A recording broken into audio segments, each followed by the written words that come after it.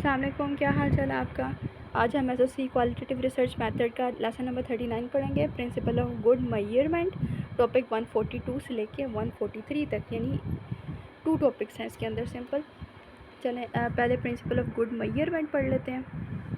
Qualitative research में measurement का मतलब होता है किसी कॉन्सेप्ट या सोच को एक्यूरेटली समझना और उसको रिप्रेजेंट करना। क्वालिटेटिव रिसर्च में स्केल्स होते हैं, सॉरी क्वांटिटेटिव रिसर्च में स्केल्स होते हैं 1 से लेके 10 रेटिंग तक, लेकिन क्वालिटेटिव में हम थीम्स, कॉन्सेप्ट्स और आइडिया का इस्तेमाल करते हैं। इसलिए क्वालिटेटिव रिसर्च में कुछ basic principle of good measurement follow करना ज़रूरी है। सबसे पहले हमारे पास म्यूचुअली एक्सक्लूसिव एट्रीब्यूट्स आते हैं। इसका मतलब है कि एक रिस्पॉन्स सिर्फ एक ही कैटेगरी में आएगा, कोई ओवरलैप नहीं होगा, हर कॉन्सेप्ट या थीम अपनी जगह पे क्लियर होना चाहिए। एग्जांपल अगर मैं यहाँ पे दूँ, अगर तुम किसी पर्सन से पूछो कि उनकी अनएम्प्लॉयमेंट स्टेटस क्या है, तो वो या तो स्टूडेंट होगा या एम्प्लॉयड होगा या अनएम्प्लॉयड होगा। तीनों कैटेगरीज में एक साथ वो फॉल नहीं कर सकता, ठीक है। स्टूडेंट हो सकता है, एम्प्लॉयड हो सकता है और अनएम्प्लॉयड हो सकता है, और तीनों एक वक्त में नहीं हो सकता। क्वालिटेटिव में भी हर थीम अलग होनी चाहिए ताकि कन्फ्यूजन ना हो। नेक्स्ट हमारे पास आ जाता है एग्जॉस्टिव एट्रीब्यूट। इसका मतलब है कि हर पॉसिबल आंसर या रिस्पॉन्स के लिए एक ऑप्शन होनी चाहिए। कोई भी रिस्पॉन्स ऐसा ना हो कि जो कैटेगरी में फ़िट ना होता हो।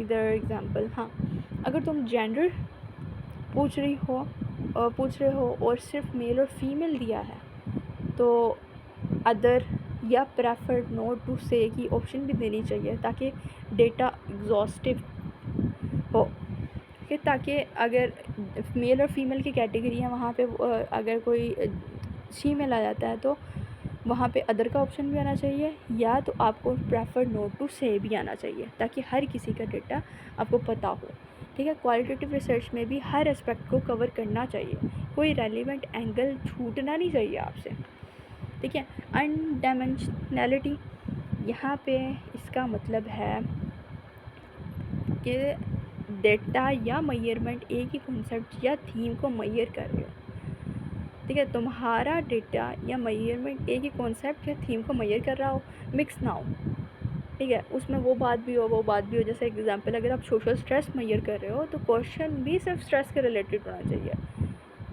उसके अंदर आप डिप्रेशन या एंग्जाइटी को अंदर शामिल नहीं करोगे, ठीक है। किसी एक स्पेसिफिक पे काम कर रहे हो तो उसी के ऊपर आपने रहना है। सोशल स्ट्रेस एक अलग चीज़ है, डिप्रेशन एक अलग चीज़ है, एंग्जाइटी एक अलग चीज़ है। अगर आप इन सबको मिक्स कर देते हो तो वो मिक्स इंडिकेटर होगा, वो स्पेसिफिक नहीं होगा, ठीक है। अगर थीम क्लियर हो और सिंगल डायमेंशन हो तो डेटा रिलायबल बन जाता है, ठीक है। इसमें सबसे पहले आपको इन तीनों की ना थोड़ी समरी देती हूँ कि म्यूचुअली एक्सक्लूसिव में हर रिस्पॉन्स एक कैटेगरी में आएगा, ठीक है। या तो स्टूडेंट में आएगा या तो एम्प्लॉयड में आएगा। एग्जॉस्टिव, हर पॉसिबल आंसर कवर हो, ठीक है। जेंडर में मेल, फीमेल, अदर या प्रेफर नोट टू से, ये सारा कुछ होना चाहिए। अनडायमेंशनैलिटी सिर्फ एक कॉन्सेप्ट को मेजर करती है, या सोशल स्ट्रेस या स्ट्रेस ओनली, ठीक है। तो आई होप सो। अब हमारे पास 143 टॉपिक एथनिक्स इन क्वालिटेटिव रिसर्च। एथनिक्स का मतलब होता है राइट और रॉन्ग का एहसास, यानी रिसर्च करते वक्त तुम्हारा तरीका, नीयत और अप्रोच बिल्कुल सही और रिस्पेक्टफुल होनी चाहिए। अगर तुम एथनिकल नहीं हो तो तुम्हारा रिसर्च इलीगल, इमोरल और अनरिलायबल बन जाता है, ठीक है। तो अच्छा, यहाँ पे कुछ इसको, इस पॉइंट को मैं थोड़ा सा और एक्सप्लेन करूँगी कि परमिशन लेना ज़रूरी होता है। एथनिक रूल्स थोड़े बहुत होते हैं, उसमें परमिशन लेना ज़रूरत है। तुम किसी का इंटरव्यू कर रहे हो उसकी ज़ात के बगैर आप नहीं कर सकते, ठीक है। अगर कोई रिस्पोंडेंट मना कर देता है कि मैंने आपको इंटरव्यू नहीं देना, तो आप सिंपल उसको फोर्स नहीं कर सकते, आप उनको ओके, ठीक है।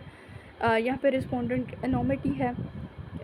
यहाँ रिस्पोंडेंट का नाम या आइडेंटिटी किसी के साथ शेयर नहीं करनी होती। अगर कोई क्रिमिनल या विक्टिम तुम्हें डेटा दे रहा है तो उसका नाम कभी भी पब्लिक पेपर पर नहीं आना चाहिए, ठीक है। कॉन्फिडेंटली में आ जाती है बात। यहाँ पे जो बात रिस्पोंडेंट ने ट्रस्ट में कह रहे हैं, क्या कर शेयर किया कि मतलब आपने उसके ऊपर इतना ट्रस्ट बना लिया कि वो अपनी एक बात शेयर कर रहा है, तो उसको पूरी तरह सीक्रेट रखना चाहिए।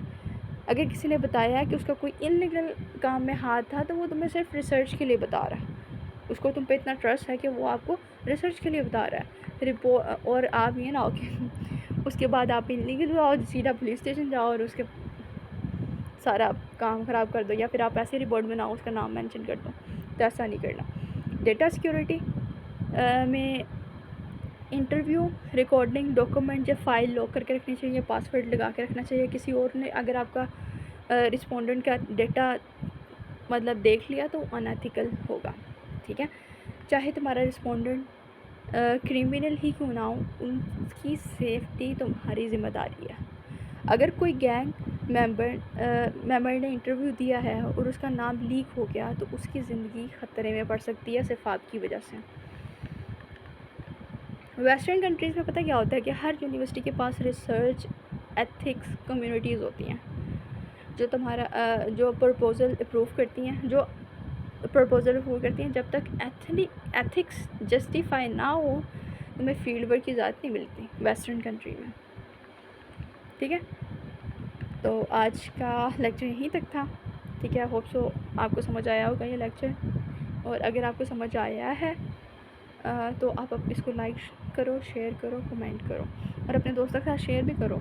जो सोशियोलॉजी के स्टूडेंट हैं स्पेसिफ़िकली उनके साथ शेयर करो, ठीक है, क्योंकि ये चैनल मैंने स्पेसिफ़िकली सोशियोलॉजी के लिए बनाया है, क्योंकि मैंने ख़ुद भी सोशियोलॉजी पढ़ी है, ठीक है। फिर अल्लाह हाफ़िज़।